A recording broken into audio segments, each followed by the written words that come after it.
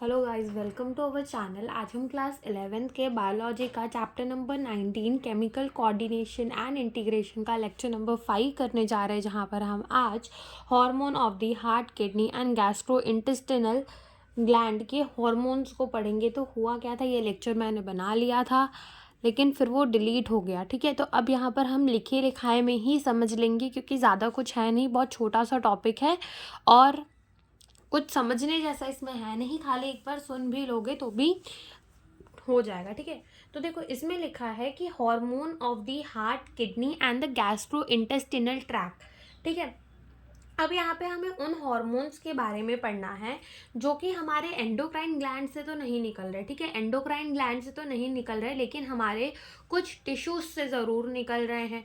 ठीक है, तो वही लिखा है कि not from the endocrine gland, यानी कि जो हम हार्मोन पढ़ेंगे अपने हार्ट का, किडनी का और गैस्ट्रो इंटेस्टिनल, हमारा जो गैस्ट्रो इंटेस्टिनल ट्रैक होता है वहाँ पर बहुत सारे ग्लैंड्स हमें देखने को मिलते हैं, तो उन ग्लैंड्स के बारे में पढ़ेंगे। और बात तो ये हमें भी पता है कि हार्ट हमारा कोई ग्लैंड थोड़ी ना है, किडनी कोई ग्लैंड थोड़ी ना है, तो ये वो हार्मोन है जो कि कोई टिश्यू से निकल रहे हैं, ना कि ग्लैंड से, तो इसलिए लिखा है not from the endocrine gland.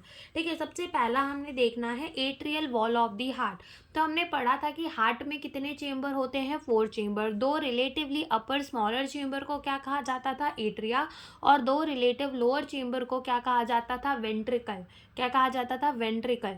तो जो एट्रिया होती थी दैट इज एट्रिया। ठीक है, जो हमारी एट्रिया होती थी, तो एट्रिया का वॉल, एट्रिया के वॉल सिक्रीट करते हैं हार्मोन ANF। ठीक है, एट्रिया के वॉल हार्मोन सिक्रीट करते हैं ANF, that is atrial natriuretic factor. ठीक है, कौन सा हार्मोन सिक्रीट करते हैं, ANF। अब इस ANF का काम क्या होता है, तो इस ANF का काम होता है ब्लड प्रेशर को कम करना। कि जब भी ब्लड प्रेशर बहुत ज़्यादा होता है, ठीक है, जब भी ब्लड प्रेशर बहुत ज़्यादा होता है तो atrial wall of the heart जो होती है वो क्या सिक्रेट करती है, हार्मोन ANF, जो कि क्या करता है, ब्लड वेसल को कम डायलेट करवाता है और ब्लड प्रेशर जो है वो नॉर्मल में ले आता है। या फिर ऐसा याद रख लो डायरेक्टली कि ये ब्लड प्रेशर को कम करने में हेल्प करता है। जब भी ब्लड प्रेशर ज़्यादा होती है तब ANF निकलता है। ठीक है, दूसरे हार्मोन है हमारे juxtaglomerular cells of the kidney. तो जो हमारे जक्स्टा ग्लोमेरुलर सेल्स होते हैं किडनी के अंदर, किडनी के अंदर जो जक्स्टा ग्लोमेरुलर सेल्स होते हैं, ठीक है, वहाँ से एक हार्मोन निकलता है दैट इज द इरिथ्रोपोइटिन। ठीक है, इरिथ्रोपोइटिन, कौन सा हार्मोन निकलता है juxtaglomerular cells of the kidney से, इरिथ्रोपोइटिन। ठीक है, कौन सा हार्मोन, इरिथ्रोपोइटिन, जो कि इरिथ्रोपोइसिस में हेल्प करता है। इसका फंक्शन क्या है, इरिथ्रोपोइसिस करवाना। एंड इरिथ्रोपोइसिस का मतलब होता है रेड ब्लड सेल की फॉर्मेशन करवाना, क्योंकि रेड ब्लड सेल्स को क्या कहते थे, इरिथ्रोसाइट। तो इरिथ्रोपोइसिस का मतलब क्या, formation of the red blood cell.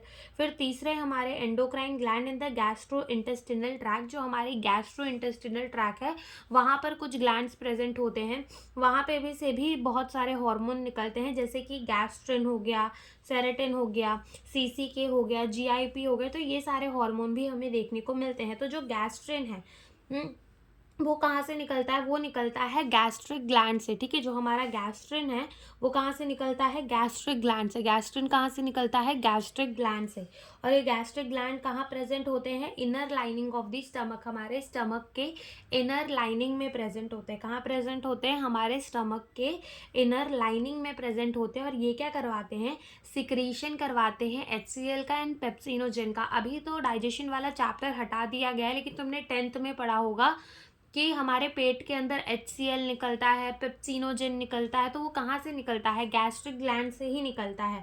ठीक है, तो गैस्ट्रिन रिलीज होता है, गैस्ट्रिक ग्लैंड में एक्ट करता है, जो कि inner lining of the stomach में हो, और क्या निकलवाता है, HCl और पेप्सिनोजेन। ऐसे ही है हमारा सिक्रेटिन। तो ये कहाँ एक्ट करता है, ये एक्ट करता है exocrine part of the pancreas. तो हमने देखा था कि पेनक्रिया एक हेटेरोक्राइन ग्लैंड है, जहाँ पर हमें एक्सोक्राइन पार्ट और एंडोक्राइन पार्ट दोनों देखने मिलता है। एंडोक्राइन पार्ट को हम क्या कह रहे थे, आइलेट्स ऑफ द लैंगरहैंस। वैसे ही इसके अंदर होता है एक्सोक्राइन पार्ट, जो कि 98 to 99% एक्सोक्राइन पार्ट ही होता है। तो उस एक्सोक्राइन पार्ट से क्या निकलता है, उस एक्सोक्राइन प्लांट से हार्मोन निकलता है, ठीक है, और वो क्या करवाता है, वो करवाता है secretion of the water and the bicarbonate ion, water and bicarbonate ion का सिक्रीशन करवाता है।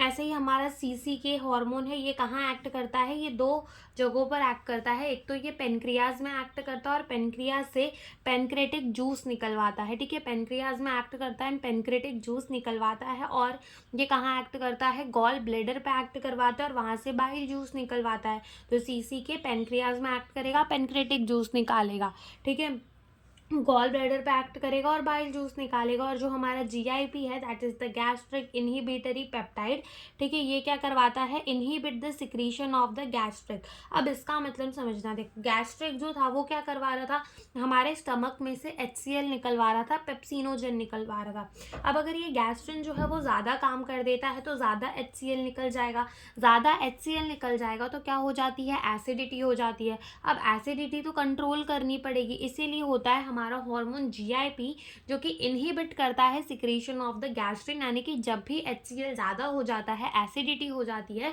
तो ये गैस्ट्रिन की सिक्रीशन को रोकता है। इनहिबिट करने का मतलब ही होता है किसी चीज़ को रोक देना, तो ये बहुत इंपॉर्टेंट है।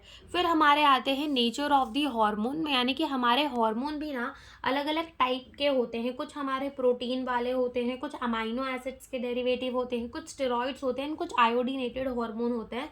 तो हमारा प्रोटीन, पेप्टाइड और पॉलीपेप्टाइड के हार्मोन कौन से, हमारे पिट्यूटरी के हार्मोन। पिट्यूटरी में से जो भी हार्मोन निकल रहा था वो सब क्या था, हमारा प्रोटीन का, प्रोटीन पेप्टाइड या पॉलीपेप्टाइड का, ठीक है। और हाइपोथैलेमस से जो हार्मोन निकलते हैं वो भी ग्लूकागॉन और इंसुलिन वाले भी, टीसीटी यानी कि थायरोकैल्किटोनिन भी, पीटीएच यानी कि पैराथायरॉयड हार्मोन भी, और थाइमोसिन, ठीक है। फिर उसके बाद कुछ हमारे अमाइनो एसिड डेरिवेटिव होते हैं जैसे कि मेलाटोनिन और कैटेकोलामाइन, यानी कि एड्रेलिन और नॉन एड्रेलिन। कुछ स्टेरॉइड्स होते हैं जैसे adrenal cortex, oestrogen, progestogen, testosterone, ये सारे हार्मोन कैसे होते हैं, स्टेरॉइड्स। और कुछ आयोडीनेटेड हार्मोन होते हैं जैसे कि T3 एंड T4, कुछ आयोडीनेटेड हार्मोन होते हैं जैसे कि T3 एंड T4। तो ये हमारे टाइप्स ऑफ दी हार्मोन हो गए। अब एक और तरीके से हार्मोन को क्लासीफाई किया जाता है कि वो लिपिड सोल्यूबल है या लिपिड इनसोल्यूबल, लेकिन वो हमें पूरी नहीं पढ़नी, हमें खाली इतना जान लेना है कि जो लिपिड इनसोल्यूबल हार्मोन होते हैं वो सेल्स के अंदर नहीं जा पाते, और जो लिपिड सोल्यूबल हार्मोन होते हैं वो सेल के अंदर चले जाते हैं, क्योंकि सेल की जो हमारी मेम्ब्रेन है, जो हमारी सेल मेम्ब्रेन होती है, जो हमारी प्लाज्मा मेम्ब्रेन होती है, वो तो लिपिड की बनी हुई होती है। तो जो लिपिड सोल्यूबल होंगे सेल मेम्ब्रेन को पास कर जाएंगे, जो लिपिड इनसोल्यूबल होंगे सेल मेम्ब्रेन को पास नहीं कर पाएंगे, ठीक है। तो अब हम समझते हैं mechanism of the hormone action, ठीक है। अब देखो यही चीज़ जो मैंने कही कि कुछ हमारे लिपिड सोल्यूबल होते हैं तो वो सेल मेम्ब्रेन को क्रॉस कर जाएंगे और सेल के अंदर चले जाएंगे, जो लिपिड इनसोल्यूबल होंगे वो तो सेल के अंदर जा नहीं पाएंगे। अब हार्मोन को, जैसे हमने स्टार्टिंग में ही पढ़ा था कि हार्मोन सेल्स के पास क्या होते हैं, स्पेसिफिक रिसेप्टर्स होते हैं जो कि अपने हार्मोन को पहचान जाते हैं। देखा था कि नहीं देखा था, ठीक है।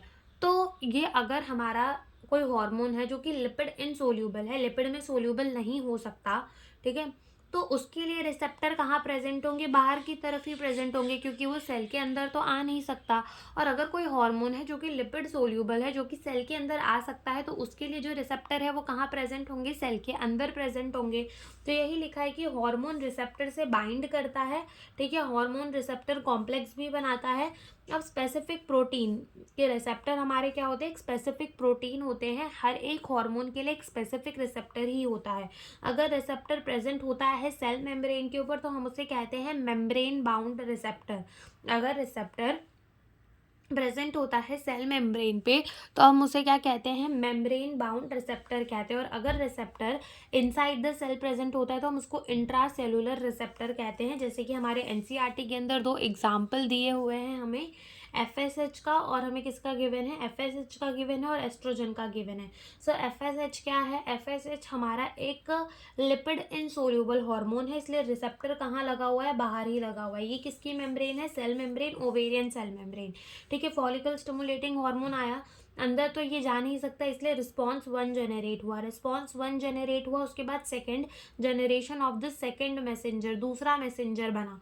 दूसरे मैसेंजर से बायोकेमिकल रिस्पॉन्स, दूसरा एक रिस्पॉन्स बना, एंड देन जाकर ओवेरियन फॉलिकल की ग्रोथ करवा पाएगा। वेरस जो एस्ट्रोजन है वो डायरेक्टली सेल के अंदर जा सकता है, ये यूटेराइन सेल मेम्ब्रेन है, डायरेक्टली सेल के अंदर जा सकता है, और यहाँ पे ये क्या बना देगा, हार्मोन रिसेप्टर कॉम्प्लेक्स बना देगा। तो एग्ज़ाम में या फिर नीट के उसमें एग्ज़ाम में लेबलिंग हटाकर लेबलिंग पूछ सकते हैं। तो ये याद रखनी होती है कि ये सेल मेम्ब्रेन किसकी है, ओवेरियन की। ये सेल मेम्ब्रेन किसकी है, यूटेराइन की।